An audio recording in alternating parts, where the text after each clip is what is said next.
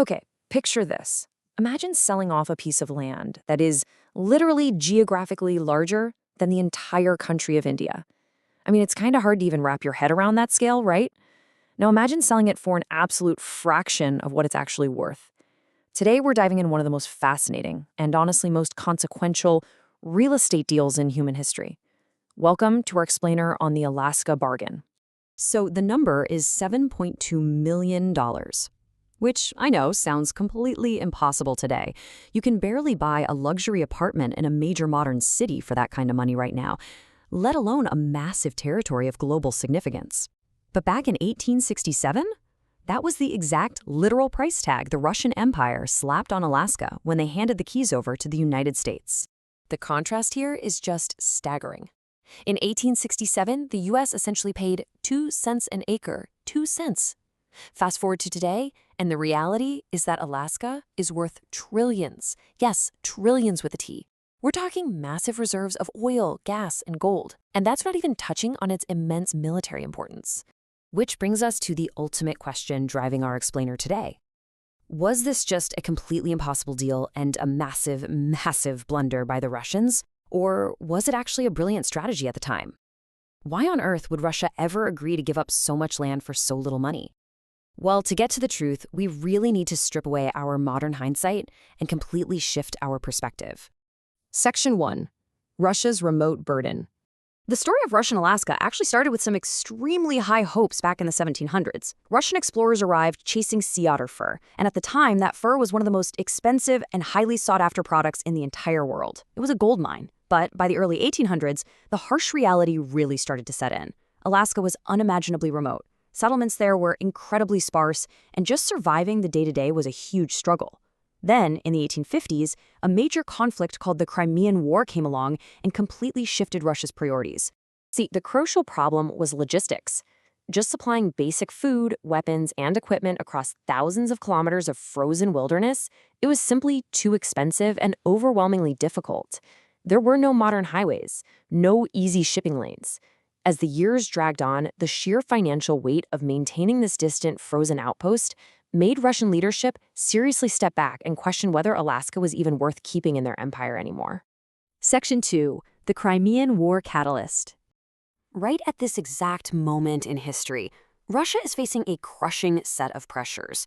They were practically bleeding money fighting a grueling war against a really powerful coalition, Britain, France, and the Ottoman Empire. Now, combine that economic ruin with the massive cost of those distant Alaskan supply lines we just talked about, and you can see the situation was pretty dire. But you know what the most terrifying factor was? British Canada. Russian leaders realized that if another war broke out, British forces sitting right next door could easily just march right in and take Alaska by force. And that terrifying thought forced a brilliant, super pragmatic move: strategic preemption. Instead of just sitting back, waiting for a British invasion, and losing this massive territory for absolutely nothing, Russian leadership decided it would be way smarter to just sell it. And very importantly, they specifically wanted to sell it to a friendly nation, which was the United States. It was pure survival logic. I mean, it's far better to get a little bit of cash from a friend than lose the whole shebang to an enemy, right? Section 3. Seward's Frozen Icebox. Enter United States Secretary of State William H. Seward. He's the guy who stepped up and brokered this historic deal. Now, you might naturally assume the American public was thrilled to massively expand the size of their country, but instead, newspapers back in 1867 mercilessly mocked him.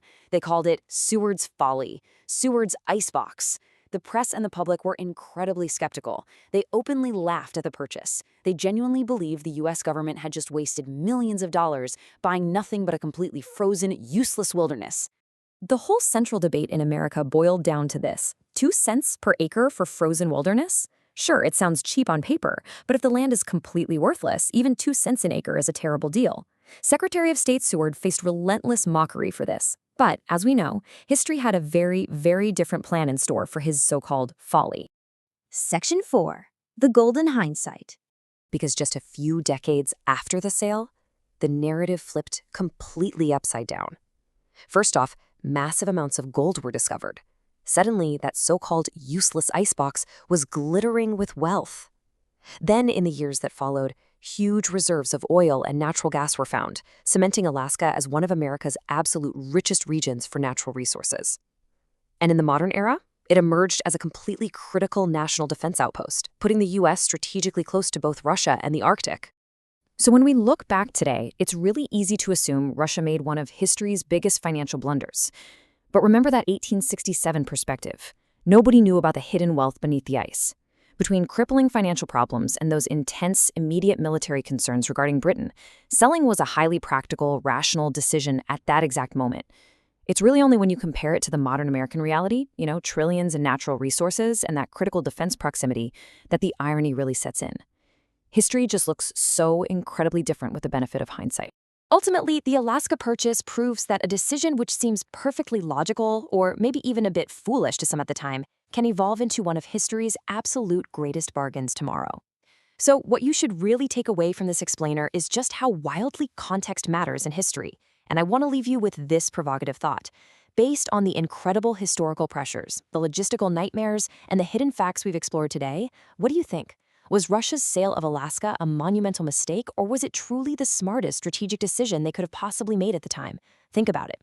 Thanks for joining us, and keep exploring the fascinating twists of history.